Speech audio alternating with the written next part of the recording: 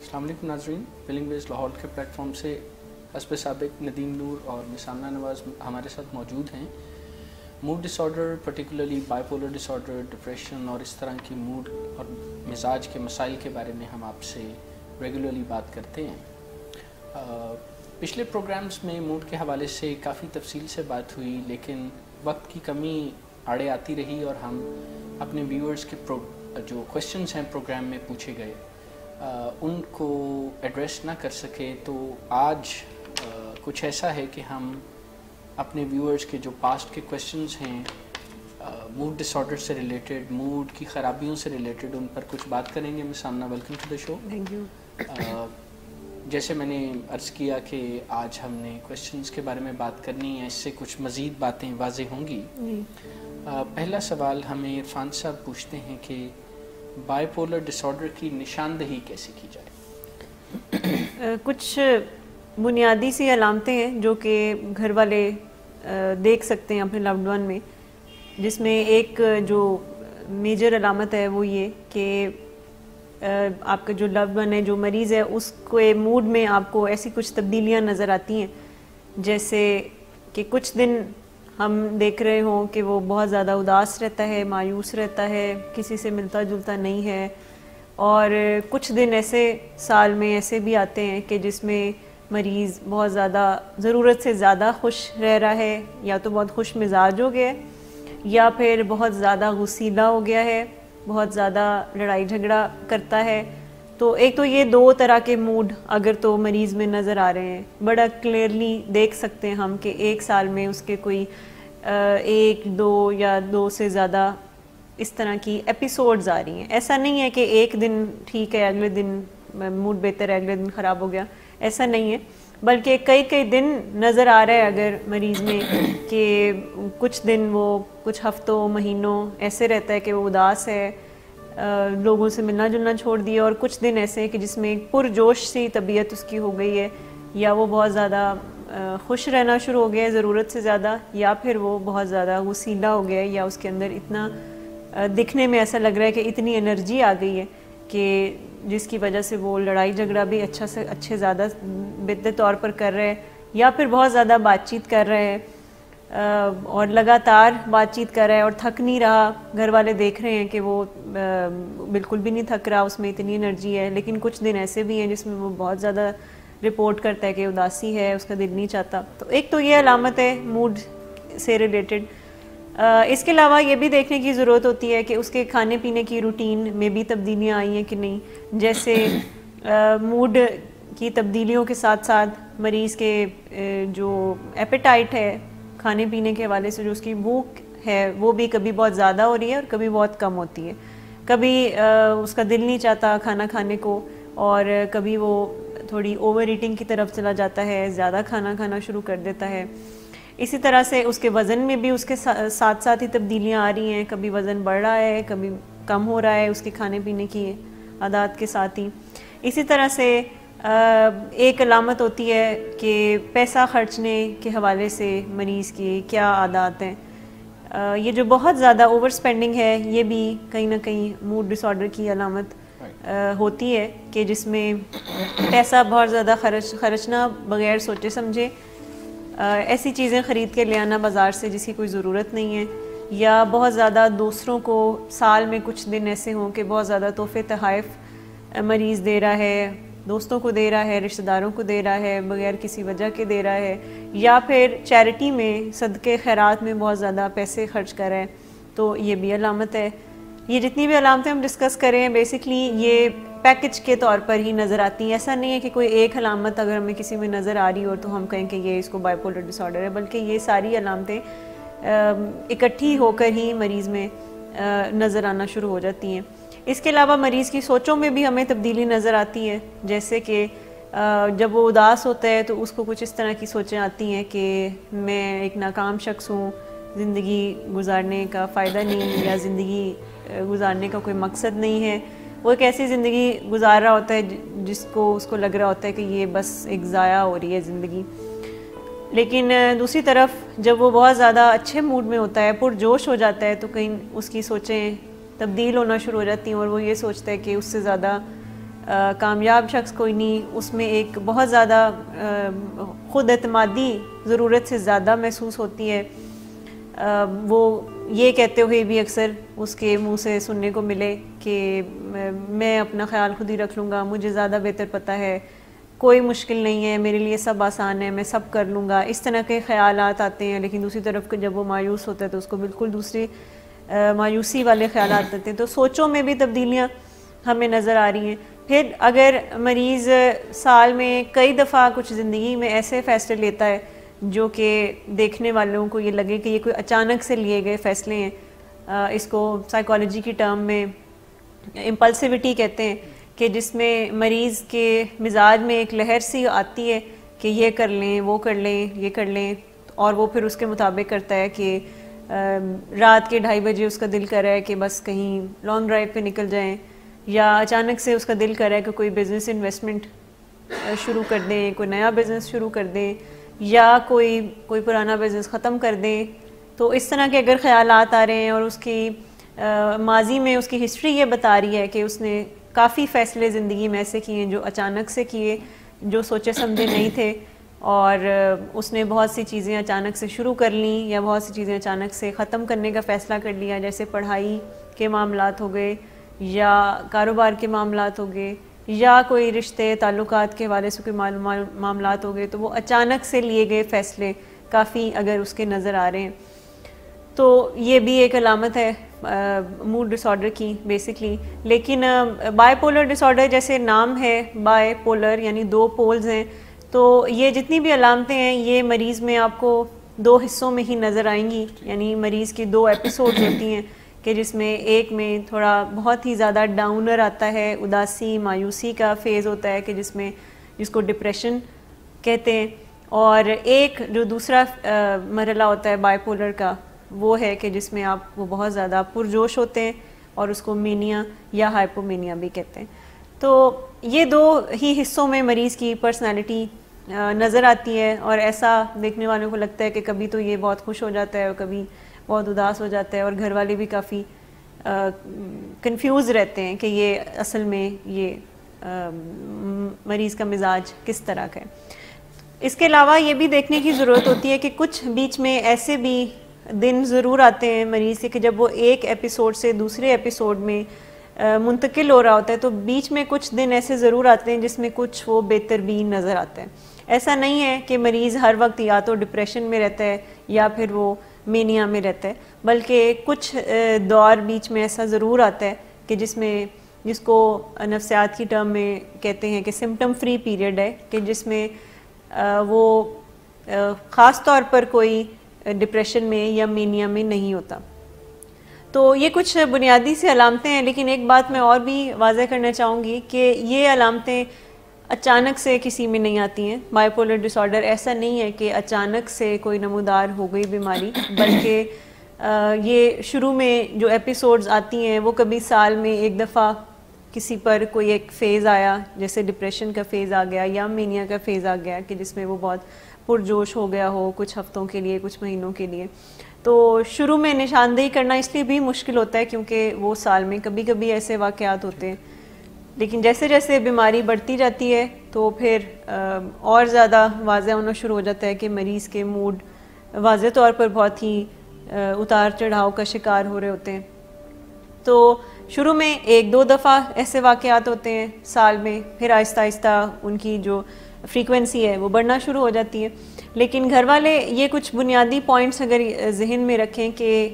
مریض جب کسی ایپیسوڈ میں ہوتا ہے تو وہ سر سے لے کے پاؤں تک کلیئرلی ہم بتا سکتے ہیں کہ یہ کس ایپیسوڈ میں ہے. اس کی باڈی لینگویج سے پتہ چل جاتا ہے، اس کے چلنے پھرنے، اس کے بات چیت کرنے سے ہم بتا سکتے ہیں کہ مریض اداسی میں ہے، مایوسی میں ہے، ڈپریسڈ ہے، یا پھر وہ مینیا میں ہے، ایک ایسے فیز میں ہے کہ جس میں اس کے برین کیمیکلز اتنی زیادہ تعداد میں ریلیز ہوتے ہیں کہ جس میں وہ بالکل ہی اپنے قابو میں نہیں رہ رہا ہوتا اور ریسٹ نہیں کرتا، اس کی نیند ٹھیک سے نہیں آ رہی ہوتی ہے، ڈسٹرب ہوتی ہے، اور کئی دن وہ بغیر سوئے گزار جاتا ہے. تو یہ کچھ علامتیں ہیں جو کہ گھر والے دیکھ سکتے ہیں اپنے لوڈ ون میں جو کہ بائی پولر ڈس آرڈر کی نشاندہی کرتے ہیں. اور آپ نے یہ بھی بتایا کہ یہ علامات اسٹیبلش ہوتے ہوتے یہ کوئی ایک دن یا کسی ایک ایپیسوڈ میں ہونے والا کام نہیں ہے، بلکہ یہ slowly over a period of time اپنی جگہ بناتا ہے، اور شروع میں ان معاملات کی، ان سوئنگس کی فریکوینسی کم ہوتی ہے. جی بالکل. تو کیا اس کو ایک مشکل ٹاپک کی ہونے کی وجہ سے اگنور کر دیا جاتا ہے؟ کیونکہ عام طور پر یہی دیکھا جاتا ہے کہ موڈ اور مزاج کی خرابی کے مریض جب تک سائیکیٹرسٹ کے پاس، سائیکالوجسٹ کے پاس، کاؤنسلر کے پاس، ڈاکٹر کے پاس پہنچتے ہیں، اس وقت تک ان کا معاملہ کافی ڈیفیکلٹ اور بگاڑ کا شکار ہو چکا ہوتا ہے. تو کیا کیا یہ مشکل ٹاپک ہے؟ کیا یہ گھر والوں کے دل کو کوئی تکلیف پہنچتی ہے جس کی وجہ سے تاخیر ہوتی ہے؟ دیکھیں، اگر ہم بائی پولر ڈس آرڈر کی علامتوں کو تھوڑا ڈیٹیل میں دیکھیں تو وہ بہت سی ایسی علامتیں ہیں جو کہ عام طور پر لوگ بھی کبھی کبھی ایکسپیرینس ضرور کرتے ہیں. جیسے مایوسی کبھی کبھی سب لوگ تجربہ کرتے ہیں، خوش کبھی کبھی سب لوگ بھی بہت زیادہ ہوتے ہیں، بے انتہا کسی وجہ سے خوش ہوتے ہیں، یا غصہ بھی سب کو آتا ہے، یا کبھی کبھی فضول خرچی بھی ہو جاتی ہے، یا کبھی کبھی کھانے پینے میں بھی بد احتیاطی ہو جاتی ہے. تو پھر نیند کے بھی مسئلے کبھی کبھی بہت سے لوگوں کے ساتھ ہو جاتے ہیں. تو شروع میں جب اس طرح کی علامتیں مریض میں نظر آ رہی ہوتی ہیں تو کچھ گھر والے یہ بھی خیال کرتے ہیں کہ شاید ایسے ہی کوئی فیز آیا ہوا ہے، ٹھیک ہو جائے گا. کوئی پھر وہ وجوہات تلاش کر رہے ہوتے ہیں کہ شاید اس وجہ سے اداس ہے، کہ پڑھائی میں کچھ ناکامی ہو گئی ہے، یا کسی اور زندگی کے کام میں ناکامی ہو گئی ہے. تو وہ وجوہات تلاش کر کے کہیں نہ کہیں خود کو بھی تسلی دے رہے ہوتے ہیں، اور مریض کے ساتھ بھی اس لیے بھی بات نہیں کرتے کہ یہ امید کرتے ہیں کہ شاید خود بخود چیزیں ٹھیک ہو جائیں گی. اور ظاہر ہے ہمارے ویسے بھی کلچر میں اتنی زیادہ اویئرنیس نہیں ہے اس چیز کے بارے میں، اتنی آگہی نہیں ہے کہ نفسیاتی بیماریوں کے بارے میں ہر کسی کو اتنا زیادہ واضح طور پر پتہ ہو. تو ویسے بھی لوگ اس طرح کی چیزوں کو اتنا ٹیبو قسم کی ٹاپک سمجھتے ہیں کہ کھل کر بات بھی نہیں کرتے، اور بس خاموشی سے ہی گزار رہے ہوتے ہیں. اور اگر نظر آ بھی رہی ہوں علامتیں تو کھل کر نہ آپس میں بات کرتے ہیں، اور مریض سے تو بات بالکل ہی نہیں کرتے. پھر کچھ اپنا بھی ایک غم ہوتا ہے، کوئی بھی یہ تسلیم نہیں کرنا چاہتا کہ ہمارا لوڈ ون کسی بھی نفسیاتی بیماری کا شکار ہو سکتا ہے. تو یہ کچھ ریزنز ہوتی ہیں جس کی وجہ سے کھل کر بات نہیں ہو پاتی، ایون کھل کر نشاندہی بھی نہیں کر پاتا کوئی. گھر میں کچھ فرد ہوتے ہیں جن کو کچھ معاملہ نظر آ رہا ہوتا ہے کہ تھوڑا گڑبڑ ہے، تھوڑا ضرورت سے زیادہ معاملات خراب ہو رہے ہیں، لیکن گھر میں کچھ ایسے بھی افراد ہوتے ہیں جو کلیئرلی محبت میں آ کر یہ کہہ رہے ہوتے ہیں کہ نہیں ایسی بات نہیں ہے، یہ وجہ ہے، وہ وجہ ہے جس کی وجہ سے مریض یہ سب کر رہا ہے. تو اس سسٹم کی وجہ سے جو گھروں میں ہوتا ہے تو نشاندہی بھی ذرا دیر سے ہوتی ہے کیونکہ اویئرنیس بھی کم ہوتی ہے. ہمارے نیکسٹ جو کویشچن ہے وہ ندا صاحبہ پوچھتی ہیں کہ بائی پولر ڈس آرڈر کے مریض کو علاج کے لیے کیسے رضامند کیا جائے، کیونکہ وہ تو یہی سمجھتا ہے کہ اسے علاج کی ضرورت نہیں، یعنی وہ اپنے آپ کو تو بیمار ہی نہیں سمجھتا. جی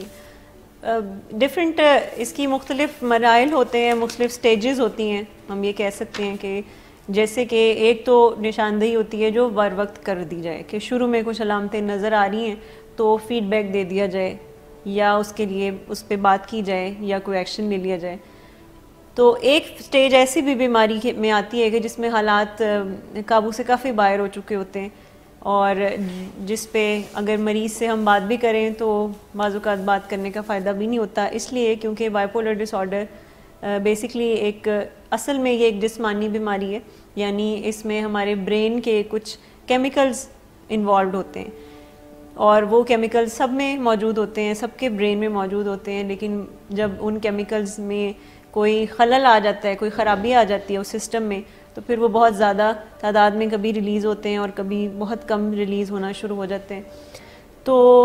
اس میں ایک کیمیکل ہے جس کو ڈوپامین کہتے ہیں، اور ڈوپامین بیسکلی جب ضرورت سے زیادہ جب ریلیز ہوتا ہے برین میں تو بعض اوقات ہماری جو ججمنٹ ہے وہ بھی خراب ہونا شروع ہو جاتی ہے. یا اس کو انسینٹی کا کیمیکل بھی کہتے ہیں ڈوپامین کو، کیونکہ اس کی بہت زیادہ تعداد میں ریلیز ہونے سے مریض کئی دفعہ ایسے خیالات بھی سوچنا شروع کر دیتے ہیں جس کا حقیقت سے کوئی تعلق نہیں ہوتا. تو جب یہ بہت زیادہ تعداد میں ریلیز ہوتے ہیں بائی پولر ڈس آرڈر میں کیمیکل تو مریض کی ججمنٹ کافی خراب ہونا شروع ہو جاتی ہے، وہ خود سے صحیح فیصلہ نہیں کر پاتا اور کئی دفعہ اسے بات کرتے ہیں تو وہ اور زیادہ ناراض اور غصہ کرتے ہیں۔ اب ایسے کیسز میں ظاہر ہے پھر علاج کے لیے گھر والوں کو خود فیصلہ کرنے کی ضرورت ہے، لیکن ایک چیز جو کچھ بنیادی باتیں گھر والوں کو سمجھنے کی ضرورت ہے وہ یہ کہ سب سے پہلے خود کو ایجوکیٹ کریں، سب سے پہلے خود نالج حاصل کریں، علم حاصل کریں بیماری کے بارے میں، ایکسپرٹ سے مل کر، کسی ماہر سے مل کر، یا پھر انٹرنیٹ سے کچھ بنیادی سی معلومات لے سکتے ہیں اور اس کے بعد کسی ماہر سے مشورہ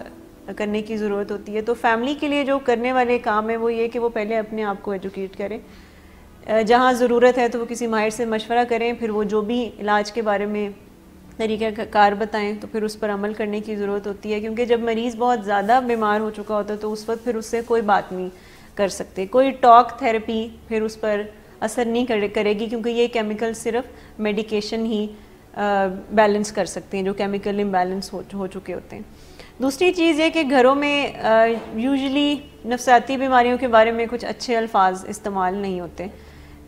تو اس کو اکثر ایک گالی کے طور پر استعمال کیا جاتا ہے، یا کسی کا مذاق اڑانا ہو تو پھر اس کو اس طرح کے الفاظ کہے جاتے ہیں، پاگل پن یا اس طرح کے الفاظ جب استعمال کرتے ہیں تو ظاہر ہے کوئی بھی پرووک ہوگا، اور اگر کسی کے ساتھ واقعی کوئی نفسیاتی مسئلہ ہے تو اس میں تو اور زیادہ رجحان ہے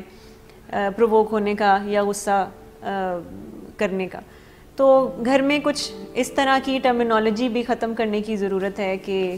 یہ کوئی گالی ہے جیسے، تو نفسیاتی جو امراض ہوتے ہیں اس کے طرف جو ہمارا ایٹیٹیوڈ ہے اس کو بھی بدلنے کی ضرورت ہے گھر والوں کو۔ پھر زیادہ زور اس پر نہیں لگانا چاہیے کہ مریض بس رضامند ہو جائے، مریض مان لے، جب مانے گا تو ہی علاج ہو سکتا ہے، اگر وہ مان نہیں رہا تو پھر اس کو اس کے حال پہ چھوڑ دیں۔ تو نفسیاتی بیماریوں میں مریض کی مرضی کا انتظار کرنے کی ضرورت نہیں ہوتی، اور بعض اوقات اسی وجہ سے علاج میں تاخیر بھی آتی ہے اور معاملات اور خراب بھی ہوتے ہیں۔ تو اس چیز کے انتظار میں نہیں رہنا چاہیے گھر والوں کو کہ جب یہ مانے گا تو پھر کچھ ہو سکتا ہے، جب تک یہ مانے گا نہیں تو پھر ہم سب مل کر پھر برداشت کرتے رہیں اس کی بیماری، بلکہ بہت ضروری ہے کہ ماہرین سے مشورہ کر کے تو مریض کے علاج کے آپشنز تلاش کریں، اور اب تو کافی آپشنز موجود ہیں کہ اگر مریض نہیں مانتا، وہ رضامند نہیں ہے، تو اس کو کیسے علاج کی طرف لایا جائے، اور اس میں مختلف آپشنز ہیں جس میں انٹرونشن ایک ایسا طریقہ ہے کہ کیسے مریض کی زندگی میں ہم مداخلت کر سکتے ہیں علاج کے حوالے سے۔ تو اس میں مختلف اقسام ہیں انٹرونشن کی، جو کہ مریض کی اسٹیٹ پر ڈیپینڈ کرتا ہے کہ وہ کس اسٹیٹ میں ہے، اس کے مطابق پھر جو بھی انٹرونشن اس کے لیے سوٹیبل ہوگی وہ پھر ماہرین اس آپشن کو چوز کرتے ہیں۔ تو یہ والا جو خیال ہے کہ اس کا جب وہ مانتا ہی نہیں ہے تو پھر ہم اس کا علاج کیسے کروائیں، اس خیال کو بھی تھوڑا بدلنے کی ضرورت ہے کہ اس کے ماننے، اس کے رضامند ہونے کا صرف انتظار کرنے کی ضرورت نہیں ہے، اور اگر رضامند کچھ چانسز میں اگر رضامند ہو بھی سکتا ہے مریض تو پھر وہ سیکھنے کی ضرورت ہوتی ہے کہ کس انداز سے بات کی جائے، اور وہ ظاہر ہے کوئی ایکسپرٹ ہی بتا سکتا ہے، ماہر ہی سکھا سکتا ہے گھر والوں کو کہ کس طرح سے مریض کے ساتھ بات چیت کی جائے کہ وہ مان لیں۔ اب ہوتا یہ ہے کہ گھر والے اکثر لڑائی جھگڑا بھی کرتے ہیں، تعلقات اس لیے بھی خراب رہتے ہیں مریض کے ساتھ کیونکہ وہ اس چیز پر زور دیتے ہیں کہ تمہیں کوئی بیماری ہے اور تم چلو علاج میں، تمہیں کوئی بیماری ہے، تمہیں کوئی مسئلہ ہے۔ تو اتنی خراب تعلقات کے ساتھ آپ کسی سے کوئی بات منوا نہیں سکتے، تو سب سے پہلے تو تعلقات پر کام کرنا سکھایا جاتا ہے فیملی کو کہ کس طرح سے بات چیت کی جائے کہ تعلقات بہتر ہوں، اور پھر وہ بیٹھ کر بات بھی سنیں۔ لیکن اگر میں خاص طور پر بائی پولر ڈس آرڈر کی بات کروں یا باقی ایسی نفسیاتی بیماریاں کہ جس میں مریض کے اوپر سائیکوٹک سٹیٹس بھی آتی ہیں، سائیکوٹک سے مراد کہ جس میں اس کا حقیقت سے تعلق ختم ہونے کے بھی چانسز ہوتے ہیں، تو پھر اس کیس میں ہم انتظار نہیں کر سکتے کہ جس دن اس کا دل کرے گا، رضامند ہوگا تو پھر علاج ہم کروائیں۔ تو اس میں پھر ہمیں اس سے اگلا سٹیپ لینے کی ضرورت ہے کہ اگر اس کی مرضی نہیں بھی ہے تو علاج تو اس کو بہرحال درکار ہے۔ یا کسی بڑے حادثے کا اندیشہ ہو جی، کہ اس کی ذہنی صحت اتنی خراب ہو چکی ہو کہ اس کے لیے گاڑی چلانا، انٹریکٹ کرنا، روزمرہ زندگی گزارنا سیف نہ رہے، جی، تو علاج کا فیصلہ اس کی جگہ پر اس کے فیملی ممبرز کر سکتے ہیں۔ ایسے ہی ہے جس میں اس کی اپنی جان کو بھی خطرہ ہو یا کسی اور کی جان کو بھی نقصان پہنچ سکتا ہو۔ اور اس کے لیے اس کی مرضی کا انتظار کرنا تو ظلم والی بات ہوگی, کیونکہ اس کی تو مرضی بیچارے کی اپنے اوپر بھی نہیں چلتی. جی ایسے ہی. Thank you very much. ہم نیکسٹ کویشچن کی طرف چلتے ہیں. فوزیہ صاحبہ پوچھتی ہیں کہ موڈ ڈس آرڈر کے علاج میں کتنا وقت درکار ہوتا ہے. یہ ایک ایسا سوال ہے جو ٹائم اینڈ اگین پوچھا جاتا ہے, اور میں اسے دہراتا ہوں کہ موڈ ڈس آرڈر کے علاج میں کتنا وقت درکار ہوتا ہے. ہم تفصیل سے بات کرتے ہیں پلیز. یہ پہلے تو اس چیز کو میں کلیئر کر دوں کہ جتنی بھی نفسیاتی بیماریاں ہوتی ہیں, ہم کیونکہ خاص طور پر موڈ ڈس آرڈر کے بارے میں بات کرتے ہیں, تو اس کے علاوہ بھی باقی جو نفسیاتی بیماریاں ہوتی ہیں وہ دائمی بیماریاں ہوتی ہیں, یعنی وہ ساتھ رہنے والی ہوتی ہیں, کرونک بیماریاں ہوتی ہیں. جیسے کہ باقی جسمانی بیماریاں بہت سی ہیں جو کہ کرونک ہوتی ہیں, جیسے شوگر کی بیماری ہے تو وہ ہمیشہ اس کو ساتھ میں ہمیں مینج کرنا ہوگا, ہمیشہ کے لیے پرہیز درکار ہوتا ہے. بلڈ پریشر میں پرہیز, دوائی, علاج, یہ سب درکار ہوتا ہے. تو اسی طرح سے نفسیاتی بیماریوں میں بھی کچھ پرہیز, کچھ میڈیسن, کچھ کاؤنسلنگ, کچھ لائف سٹائل پر کام کرنے کی ضرورت ہوتی ہے. اور اگر ہم خاص طور پر بات کریں کہ علاج کی کتنی درکار ہوتی ہے, تو اگر ایکٹیولی بھی کوئی بڑا آگے بڑھ چڑھ کر بھی کوئی علاج میں شامل ہو تو ایکٹیو علاج تو کم از کم 2 سال تک رہتا ہے. موڈ ڈس آرڈرز کی میں بات کروں کہ شروع میں اس کے جو کیمیکل امبیلنس اگر مریض کے بہت زیادہ ہیں تو اس کے لیے اس کو میڈیکیشن کی ضرورت ہوگی. شروع میں ذرا زیادہ میڈیکیشن کی ضرورت ہوگی کیونکہ برین کے کیمیکلز کافی ڈسٹرب ہو چکے ہوتے ہیں. وقت کے ساتھ ساتھ مریض جب بہتر ہوتا ہے تو پھر اس کو ہم ایسی سکلز سکھاتے ہیں کہ جس سے وہ اپنے موڈ کو سٹیبل کرنا سیکھ لے, اپنے باقی روزمرہ کے کام کاج میں اس کو کیسے بہتر بنانا ہے اس کی سکلز وہ سیکھے. آہستہ آہستہ اس کی فنکشنالٹی بہتر ہونا شروع جب ہو جاتی ہے تو ظاہر ہے علاج میں وہ جو ایکٹیو پارٹیسپیشن ہے وہ تھوڑی بہت کم ہونا شروع ہو جاتی ہے. لیکن علاج کی اگر ہم کانسیپٹ سمجھیں اس کو, تو اس میں علاج تو پھر پوری لائف بہرحال چلتا ہے, لیکن ایکٹیولی بھی اگر کوئی پارٹیسپیٹ کرے علاج میں تو اس کو کچھ سال تو درکار ہوں گے کہ جس میں وہ بہت زیادہ آگے بڑھ کر علاج میں حصہ لیں. لیکن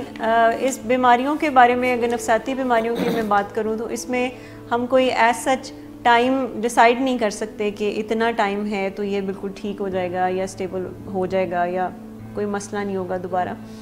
خاص طور پر موڈ ڈس آرڈر کی بیماری ٹریگر بیماری بھی ہے. یہ ٹریگر بھی ہو جاتی ہے زندگی کے مختلف حالات میں, کسی اسٹریس کی وجہ سے, کوئی حادثہ ہو گیا اس کی وجہ سے دوبارہ سے ایپیسوڈ مریض پر آ سکتا ہے. اور کئی دفعہ مریض بہت کم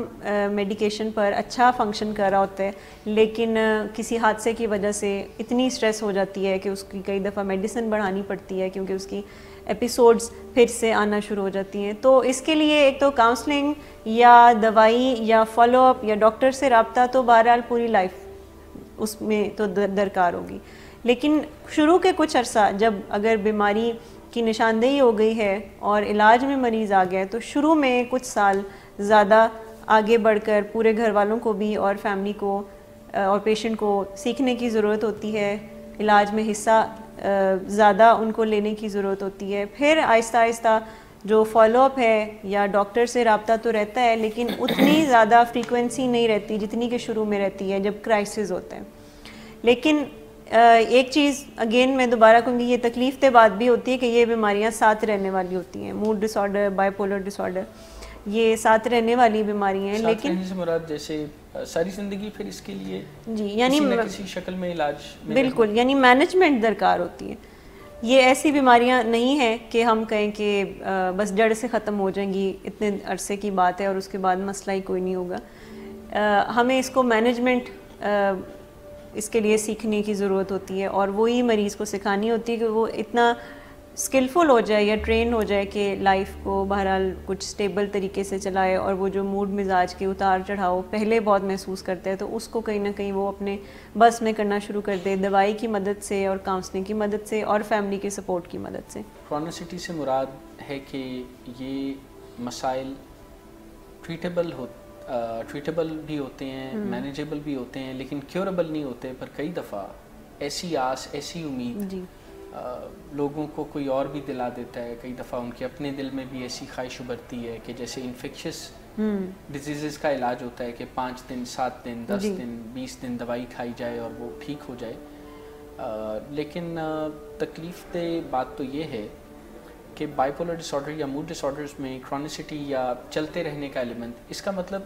یہ نہیں ہے کہ مزری بھی چلتی رہے گی, جی ایسے ہی ہے, لیکن اس کا مطلب کم از کم یہ تو ہے کہ علاج کسی نہ کسی شکل میں, جو کہ گزرتے وقت کے ساتھ آسان ہوتا چلا جائے گا, کسی نہ کسی شکل میں چلتا رہے گا. تو میرے سامنے یہ بات اتنی ضروری کیوں ہے سمجھنا؟ اگر کرونیسٹی اس کی کوئی کریکٹرسٹک ہے موڈ ڈس آرڈرز کی, تو اس بات کو سمجھنا ماننا اتنا ضروری کیوں ہے؟ دیکھیے, اگر تو گھر والے یا مریض یہ نہیں مانتا تو پھر یہی ہوتا رہتا ہے کہ وہ کبھی علاج میں ہوتا ہے اور کبھی علاج میں نہیں ہوتا. اب سائیکیٹرک جتنی بھی نفسیاتی بیماریاں ہوتی ہیں اس میں ایسی کوئی ٹرم نہیں ہے پوسٹ ٹریٹمنٹ, ایسی کوئی ٹرم نہیں ہے کہ علاج کے بعد مریض کیسا ہوگا, کیونکہ علاج جو ہے وہ بہرحال اس کا کسی نہ کسی شکل میں چلتا رہتا ہے. شروع میں ذرا ایکسٹینسو علاج ہوتا ہے, بعض اوقات داخل کرنے کی ضرورت پڑ جاتی ہے, پھر دوائی ایڈجسٹ کرنے کا ایک مرحلہ آتا ہے, پھر آہستہ آہستہ دوائی میں بھی کمی آتی ہے, ٹیپر آف ہوتی ہے, منیمم ڈوز ہو جاتی ہے. تو وہ ایک پورا پروسیس ہے جس سے مریض گزرتا ہے, لیکن علاج کی کوئی نہ کوئی شکل کے ساتھ وہ پوری زندگی رہتا ہے. لیکن گھر والے اور مریض جب اس چیز کو اچھے سے نہیں سمجھتا یا ان کو اس چیز کا کانسیپٹ نہیں جب دیا جاتا گھر والوں کو یا فیملی کو, تو پھر وہ یہی ہوتا ہے کہ وہ کبھی علاج میں آتے ہیں, کبھی دوائی کھاتے ہیں اور کبھی نہیں کھاتے. گھر والے بھی کبھی مریض کو جب زیادہ کرائسس یا زیادہ حالات خراب ہوتے ہیں تو کبھی مریض کو علاج میں داخل کر دیتے ہیں, پھر جب کچھ بہتر ہوتے ہیں تو پھر دوائی پر بھی اتنی توجہ نہیں دیتے, پھر ڈاکٹر کے پاس جو وزٹس ہیں اس کو بھی کم کر دیتے ہیں کہ اب تو ٹھیک ہی جا رہا ہے. اور ایسا بھی دیکھا گیا ہے کہ گھر والے بعض اوقات خود ہی دوائیاں ختم بھی کروا دیتے ہیں کہ اب کوئی مسئلہ نہیں ہے, تو تم نہیں کھانا چاہ رہے ہو تو تمہاری مرضی, کون سا تم, ابھی تو حالات ٹھیک ہی ہیں. اور بعض اوقات مریض کو بھی لگتا ہے کہ جب طبیعت خراب ہوگی تو کھا لوں گا, ورنہ کوئی ضرورت نہیں دوائی کھانے کی. تو اس کانسیپٹ کو سمجھنا بہت ضروری ہے کہ علاج بہرحال جاری رہتا ہے, کوئی ایسا ہم مدت نہیں بتا سکتے, لیکن یہ ضرور ہے کہ کچھ عرصہ اگر گھر والے اور مریض ذرا توجہ سے علاج پر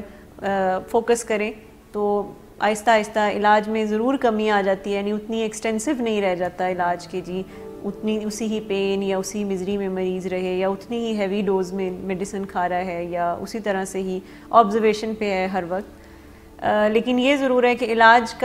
کی کوئی نہ کوئی شکل اس کے ساتھ ضرور رہے گی, اور سمجھنا اس لیے ضروری ہے کہ اگر یہ نہیں سمجھیں گے تو پھر مریض آتا جاتا رہے گا علاج میں, کبھی ہوگا کبھی نہیں ہوگا, اور یہ مریض کے لیے اور خطرناک بات ہے, کیونکہ یہ جو موڈ ڈس آرڈرز میں یا جتنی بھی نفسیاتی بیماریاں اس میں کوئی دوائی کھاتا ہے اور کبھی نہیں کھاتا ہے اور چھوڑ دیتا ہے, تو اس سے بیماری میں مزید بگاڑ پیدا ہوتا ہے اور بیمار رویے بھی اور زیادہ بڑھتے ہیں.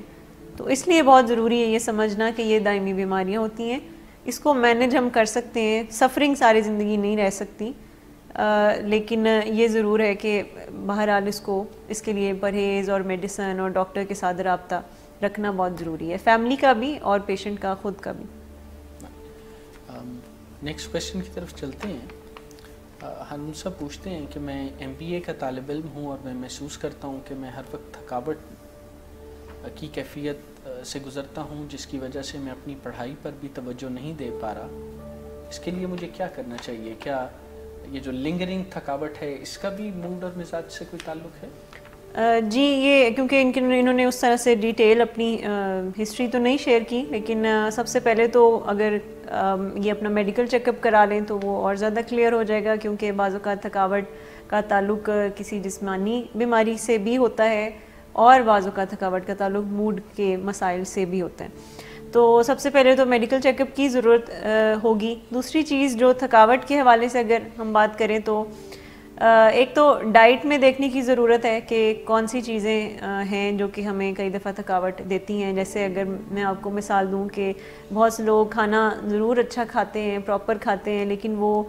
کئی گھنٹوں بعد کھاتے ہیں اور پھر بہت زیادہ کھاتے ہیں, یعنی ان کی جو کھانے کی جو مقدار ہے وہ ذرا زیادہ ہوتی ہے, کیونکہ وہ 4-5-6 گھنٹوں بعد جب کھانا کھاتے ہیں تو ظاہر ہے تب تک زیادہ بھوک لگتی ہے. تو ایک تو یہ کہ کھانے کی ٹائمنگز, کھانے کے اوقات اس طرح کے ہوں کہ ہم ہر 4 گھنٹے بعد کچھ نہ کچھ لائٹ میل یا ہم کچھ نہ کچھ اس طرح کی چیز کھاتے رہیں، اس سے بھی ہماری انرجی لیول جو ہے وہ تھوڑا بہتر رہتا ہے. کیونکہ جب ہم 4-5 گھنٹے کچھ نہیں کھاتے ہیں تو ظاہر ہے وہ ایک ڈاؤنر آتا ہے. اس کے بعد جب ہم بہت زیادہ کھانا کھاتے ہیں تو اس کے بعد بھی ہم انرجیٹک فیل نہیں کرتے. ہیوی کھانا کھانے کے بعد ہم مزید سستی کا شکار ہوتے ہیں. پھر ڈائٹ میں کچھ ایسی چیزیں جو کہ ہمیں طاقت بھی دیتی ہیں، جیسے کہ نٹس ہو گئے، فروٹس ہو گئے، سبزیاں ہو گئی، دالیں ہو گئی، اس طرح کی چیزوں کو زیادہ استعمال کرنے کی ضرورت ہے. اور جو پیکٹ والی چیزیں ہیں، چپس بسکٹ ہو گئے، اس طرح کی چیزیں، اس سے بھی پرہیز کرنے کی ضرورت ہے. پھر صبح کا ناشتہ ایک ایسا فیکٹر ہے جو کہ بہت سے لوگ اس کو اتنی اہمیت نہیں دیتے. تو ایک تو یہ بہت ضروری ہے کہ صبح کا ناشتہ نہیں چھوڑنا چاہیے اگر تو تھکاوٹ کے معاملات رہتے ہیں. دوسری چیز جو دیکھنے کی ضرورت ہے کہ ہم پانی کتنا پی رہے ہیں، کیونکہ پانی بھی ہمیں دن میں اگر ہم وقفے سے پیتے رہیں تو وہ بھی ہماری انرجی لیول کو سٹیبل رکھتا ہے. پھر یہ دیکھنا ضروری ہے کہ کیا ہم بہت زیادہ چائے کافی کا استعمال تو نہیں کریں، یا سگریٹ اسموکنگ یا شیشہ یا اس طرح کی کوئی چیزیں اگر ہم استعمال کریں، یا انرجی ڈرنکس بہت زیادہ اگر استعمال کریں. تو یہ بھی ہم استعمال تو اس لیے کرتے ہیں کہ تھوڑی دیر کے لیے ایک انرجی ملتی ہے، ہم تھوڑا چست محسوس کرتے ہیں، لیکن آگے چل کر تھوڑے دیر بعد وہ ڈاؤنر ضرور آتا ہے. وہ تھوڑی دیر کے لیے ایک بز ضرور ملتا ہے، ایک ہائی ملتا ہے کیمیکلز کا، اور اس کے بعد ایک ڈاؤنر آتا ہے جس کی وجہ سے تھکاوٹ کی فیلنگ محسوس ہوتی ہے. تو یہ بھی دیکھنے کی ضرورت ہے کہ کیا ہم کچھ ایسی چیزیں تو استعمال نہیں کریں، چائے کافی یا بہت زیادہ میٹھا استعمال کرنا، یا چاکلیٹس، اس طرح کی کوئی چیزیں استعمال کرنا، یا سگریٹ اسموکنگ اگر ہے تو پھر اس کو بھی ہٹانے کی ضرورت ہے. پھر آرٹیفیشل یہ جو مصنوعی روشنی ہوتی ہے، یہ بہت زیادہ اگر ہم استعمال کریں تو اس سے بھی ہمارے موڈ مزاج میں بھی اور ہمارے انرجی لیول پر اس کا کافی برا اثر پڑتا ہے. یوزلی یعنی رات کو دن بنانے کی کوشش کرنا. بالکل. جیسے اسٹوڈنٹس میں ایک رویہ یہ بھی ہوتا ہے کہ پورا دن تو کسی نہ کسی وجہ سے وہ پڑھائی کی طرف نہیں جاتے، لیکن راتوں کو پھر پڑھنا، جاگتے رہنا، پڑھتے رہنا. جی ایسے ہی ہے کہ دن میں بھی روشنی کا اتنا زیادہ ایکسپوجر نہیں دیتے اپنے آپ کو ینگسٹرز اکثر، اور لائٹس جو مصنوعی روشنی ہے اسی کو استعمال کرتے ہیں. تو باقاعدہ تحقیق سے یہ چیز سامنے آئی ہے کہ روشنی کا استعمال، جو کہ نیچرل جو روشنی ہے، قدرتی روشنی ہے، اس کا استعمال اور دھوپ میں جانا، کچھ وقت گزارنا، اس سے بھی ہمارے موڈ میں بھی بہتری آتی ہے. اس میں یہ بھی ریسرچز بتاتی ہیں کہ ہمارے جو اگر باڈی پینز ہیں تو اس میں بھی بہتری آتی ہے. تو ایکسپوجر دینا روشنی کا، دھوپ کا بھی بہت ضروری ہے، اور اس سے موڈ مزاج میں بھی بہت بہتری آتی ہے، اور یہ تھکاوٹ کی جو معاملات ہوتے ہیں اس میں بھی کمی آتی ہے. تو اس فیکٹر کو بھی ایڈ کرنے کی ضرورت ہے. پھر نیند کا جو ایلیمنٹ ہے اس کو بھی دیکھنے کی ضرورت ہے کہ کیا ہم دن میں سو رہے ہیں یا رات کو نیند پوری نہیں ہو رہی ہے. تو رات کی نیند لینا بہت ضروری ہے، کیونکہ رات کی نیند کئی دفعہ لوگ کہتے ہیں کہ ہم صبح میں پوری کر لیں گے، تو وہ ایک جیسی رات کی نیند اور دن کی نیند ایک جیسی نہیں ہے. باقاعدہ ہمارے برین کے کیمیکلز ہی کچھ ایسے ہیں جو کہ رات کے اندھیرے میں ہی ریلیز ہوتے ہیں. تو بہت ضروری ہے کہ رات کی نیند پوری کی جائے، اور پراپر جو نیند کے گھنٹے ہیں وہ اتنے پورے کیے جائیں. جیسے 7 سے 9 گھنٹے اب کہا جاتا ہے کہ بڑے ضروری ہوتے ہیں ہمارے لیے سونا. تو بہت ضروری ہے کہ اس کو بھی دیکھ لیں اگر یہ کہ تھکاوٹ کہیں نیند کی ایلیمنٹ کی وجہ سے تو نہیں آ رہی. تو کچھ لائف سٹائل میں تبدیلی کر کے اگر یہ کوشش کریں تو ہیلپ مل سکتی ہے. پھر اس کے علاوہ ایکسرسائز کی بھی کوئی روٹین اگر وہ شامل کر لیں، جیسے واک کرنا. اور بعض اوقات لوگ یہ کرتے ہیں کہ واک سارے دن کی ایک ہی ٹائم پر کر لیتے ہیں، لیکن جو مؤثر ورزش ہے وہ یہی ہے کہ جو ہم دن میں 1-2 گھنٹے بعد کچھ ہلکی سی کوئی فزیکل ایکٹیویٹی کر لیں. تو وہ زیادہ ریکمینڈڈ ہے، کیونکہ وہ ہمارے اگر انرجی لیولز ڈاؤن جا رہے ہیں کچھ گھنٹوں بعد، تو اگر ہم واک کر لیں گے تو پھر انرجی پھر سے بحال ہو جائے گی. تو یہ جو ہمیں دن میں بھی تھکاوٹ رہتی ہے اور ہم تھکے رہتے ہیں، تو اس میں ہمیں ورزش بہت مدد کر سکتی ہے. تو یہ اگر کچھ بنیادی ایلیمنٹس وہ اپنے لائف سٹائل میں شامل کریں تو ہیلپ ضرور مل سکتی ہے ان کو. ویسے اس ایج میں تھکاوٹ کا مطلب تو کچھ صحت کی خرابی سے بھی لگتا ہے، اور عام طور پر تمام لوگ ہی زیادہ تر اور نوجوان خاص طور پہ کوئی اپنی صحت کے لیے خصوصی طور پر اہتمام نہیں کرتے، بس چلتا رہتا ہے اور جب بیمار ہوتے ہیں تو پھر ڈاکٹر سے رابطہ کیا جاتا ہے. ویسے گڈ ہیلتھ پریکٹسز کا اتنا خیال نہیں رکھا جاتا. جی ایسے ہی. ہم نیکسٹ کویشچن کی طرف چلتے ہیں اور غالباً یہ شاید ہمارا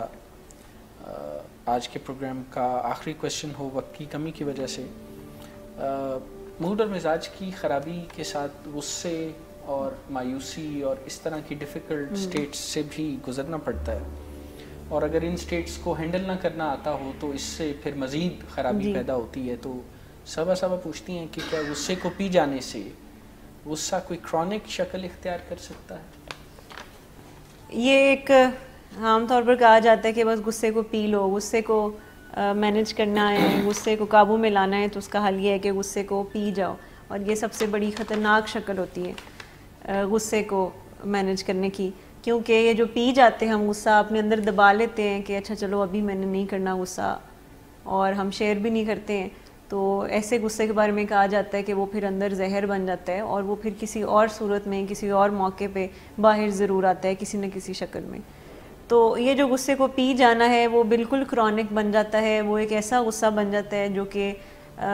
ابھی ریزالو نہیں ہوا ہوتا, وہ ایک ایسا زخم ہوتا ہے جس پہ مرہم پٹی نہیں رکھی جاتی, تو وہ کھلے زخم کی طرح کبھی بھی دوبارہ سے کوئی پرانی یاد بن کے تو پھر سے آ جاتے ہیں. اور بعض اوقات جو لوگ غصہ پیتے رہتے ہیں تو آگے چل کر وہ پیسیو رہ کر پھر ایک ٹائم ایسا آتا ہے کہ وہ پھر بالکل کولیپس کر جاتے ہیں, اور کئی دفعہ کسی ایسی چیز پر رد عمل دیتے ہیں کہ جس پہ اتنا رد عمل درکار بھی نہیں تھا, کیونکہ اس کی پیچھے وجہ یہ ہوتی ہے کہ بہت عرصے سے وہ غصہ پی رہے ہوتے ہیں, کوشش کر رہے ہوتے ہیں کہ غصے کو دبائیں اور اظہار نہ کریں. اب اس کا یہ مطلب بھی نہیں ہے کہ جیسے غصہ آئے تو ہم فوراً اس کی بھڑاس نکال دیں کسی اور کے اوپر, لیکن بہت ضروری ہے کہ اگر ہم اچھے طریقے سے کسی کو یہ فیڈ بیک دے دیں کہ اگر کسی کی بات ہمیں بری لگی, کیونکہ یوزلی غصہ ہمیں ایسا نہیں ہے کہ بس یہ کوئی ہمارا کوئی پرائمری ایموشن ہے, یہ ہمارا بنیادی ایموشن نہیں ہے, یہ ہمارا ایک سیکنڈری ایموشن ہے. اور غصہ کیوں آتا ہے؟ کیونکہ اس سے پیچھے ہم ہرٹ ہوتے ہیں, اس لیے غصہ آتا ہے, ہمیں تکلیف ہوتی ہے کسی بات کی کیفیت سے گزرنا پڑتا ایسے ہی پڑ رہا ہوتا ہے, یا اور ایسے معاملات جس میں ہمیں لگتا ہے کہ ایسا نہیں ہونا چاہیے, کوئی نہ کوئی جس میں ہم مایوس ہوتے ہیں یا ڈس اپوائنٹڈ ہوتے ہیں تو ہمیں غصہ آتا ہے. تو اگر تو ہم اپنے یہ والے جو بنیادی جذبات ہیں جن کی وجہ سے غصہ آتا ہے, اگر تو کوئی وہ شیئر کر دے تو اس کو کبھی ضرورت نہیں پڑے گی کہ وہ غصہ کرے. ہم یوزلی جو بنیادی جذبہ ہے اس کو دبا لیتے ہیں, ہم یہ نہیں بتاتے کہ ہم ہرٹ ہوئے ہیں, ہم یہ ضرور بتانا چاہ رہے ہوتے ہیں کہ ہمیں بہت غصہ ہے اور ہم غصے کا اظہار بھی کرنا چاہ رہے ہوتے ہیں. تو کبھی ضرورت نہیں پڑے گی کسی کو اس طرح سے اگریسو ہونے کی, اگر وہ اپنے بنیادی جذبات کو کا ہی اظہار کر دے کہ وہ مایوس ہوا ہے کسی کی کسی بات سے, یا اس کو دکھ پہنچا ہے, اس کو تکلیف ہوئی ہے, یا فرسٹریٹڈ ہے کسی بھی بات سے. تو اصل میں جو بنیادی جذبات ہیں ہمیں اس کا زیادہ سہارا لینے کی ضرورت ہوتی ہے تاکہ ساتھ ساتھ ہم شیئر کر سکیں, بجائے کہ یہ جو پی جانے والا غصہ پی جانے والی اسٹریٹجی ہے یہ اتنی کارآمد نہیں ہے. اور ایسا کرنے سے تو صحت پر اور ذہنی سکون پر اور دل کی چین پر برا اثر اور بھی پڑتا ہے, اور اس سے معاملات کمپلیکیٹ ہوتے ہیں. انشاءاللہ اگلے پروگرامز میں ان موضوعات پر مزید بات جاری رکھیں گے. ابھی ہمارے پروگرام کا وقت کچھ محدود ہے. میں نیکسٹ سوال کی طرف اس لیے نہیں جا رہا کیونکہ پھر اسے سمیٹنا تھوڑا سا مشکل ہوگا, لیکن ہم اپنے پینڈنگ کویسچنز کو ضرور اگلے پروگرامز میں اپنے ویورز کے لیے بات کریں گے. ابھی ہم اپنے پروگرام کو ریپ اپ کر رہے ہیں, پروگرام کا وقت ختم ہوا چاہتا ہے. انشاءاللہ نیکسٹ بدھ دوبارہ 5 سے 6 بجے کے درمیان شام کو آپ سے ملاقات ہوگی. خدا حافظ.